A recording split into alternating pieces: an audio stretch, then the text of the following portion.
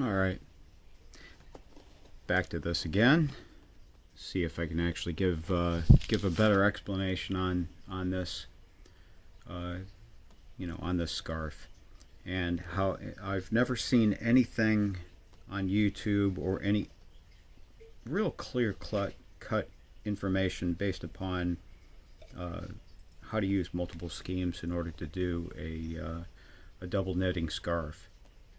Uh, this has had to been all trial and error for me, just deciding how exactly this all works. It's going to be real simple though. I mean, it's just the same sort of concept as if you were just to do any sort of double double knitting scarf as it is. It's just that you're using multiple colors on top of it. I kind of wish that I showed you how exactly I incorporated the colors first.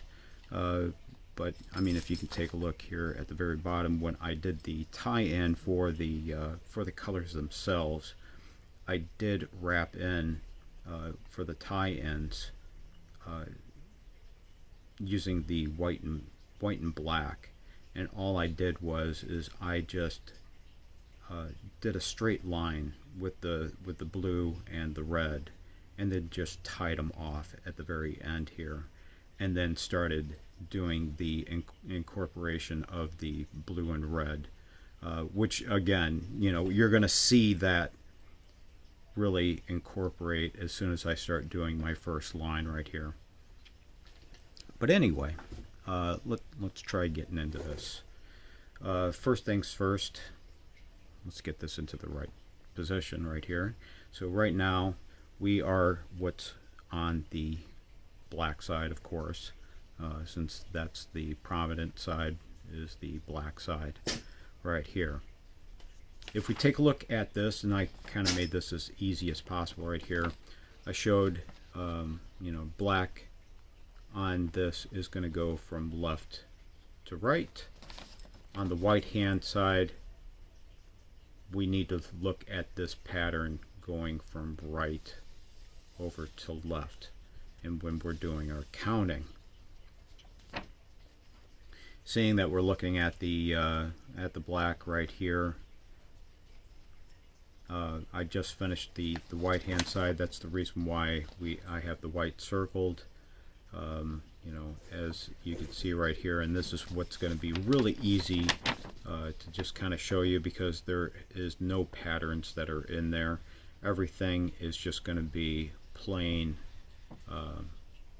plain white, which was what on the white side. On the black hand side, we're going to do the exact same thing.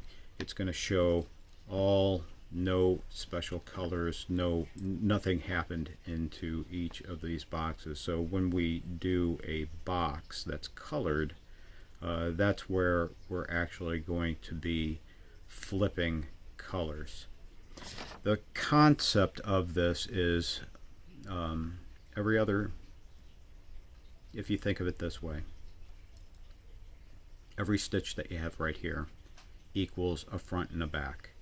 So if you think of it this way, the first one, of course, these are going to be the edges right here.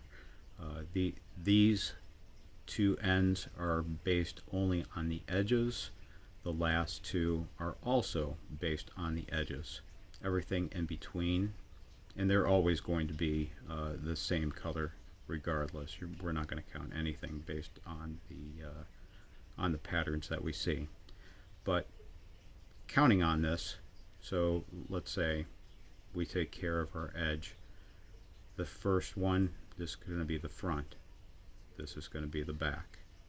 Front, back, front, back. You get the idea. Front, back. How we incorporate that for front and back is that we do something that's called a knit. Knit is going to bring it onto the front. The next one, which is going to go into the back, is what we're going to do is what's called a purl. Let me first show you on how, as you can see right here on the sides right here, I'm not doing any sort of stitching together of this. So you can see the fabric is nice and tight. I can show you how exactly I'm actually doing that, where we're keeping these two together, regardless that you know, we're not making any sort of ties. And what's happening here, and let me go ahead and start showing you this, and we'll cut the video and then I'll start showing you the patterns on how exactly we start doing the knitting for the front and the back. Very simple, and I'll make this as slow and easy as possible as you know, for you. So you're going to just do a normal stitch or a normal knit. So for the knit, think of knit. When you knit something, you're going to do a backstab. You're backstabbing somebody, and you're going to wrap the thread going counterclockwise. So again, it's going to be this needle, which we slip in or stab into the back, and we're going to wrap that around. Once you have that wrapped around, we're going to, after you stab that person, we're going to pull out their guts. Okay? After you've got that, and we're going to throw them off the edge. So now I have my first stitch listed there. Now the thing is how exactly do we tie this all together? Well, the trick is that we want to be able to take this and loop it against this. The best way that we want to do in order to loop this all together, or tie this together so we have a complete seam, is, and this is very important, this thread must cross the other thread. Don't just leave it off to the side. Don't put it under like that. It's not gonna do any good for you, or your sides are just going to fall apart, where you're going to be able to separate it from two different patterns. So what we want to do is we want to make those things stick. So when we cross that, just like this, and hopefully you can see this really well, and all the threads are moved to the front of the needle, we're going to stab in the front, just like that, and we're going to take our thread, the same thread, which is going to be white this time, and again counterclockwise. So going from front to back, and of course we're going to rip out their guts right there. I'm going to make this nice and loose so you can actually get a good idea of what this looks like. Hopefully you can actually see it. If we look at this inside, let's loosen this up a little bit. You can actually see right there that it's actually looped right in between the white right there. So that's how it's all tied together. So this black thread is actually tied in with this white. So it's not going to go anywhere. In fact, if I was to hold both of these listed right here, see how it's all tied together? It's not going to go anywhere. And that's the trick.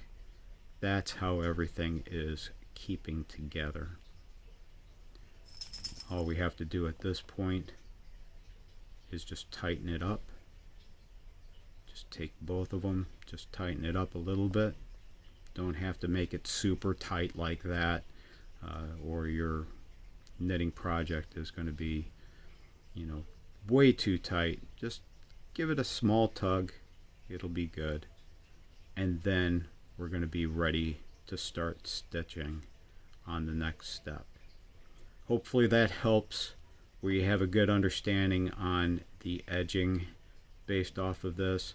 I'll show you the edging on when we do the complete knitting and what exactly you're going to be doing on the end side. It's going to be a little bit different. What we're going to be doing is what's called slip stitching. You can actually do U-tubing. There's several other knitters that do the exact same thing. It just took me a long time to get an understanding of how this actually worked, but hopefully this helps give more of an insight of how this actually helps on keeping your knitting together.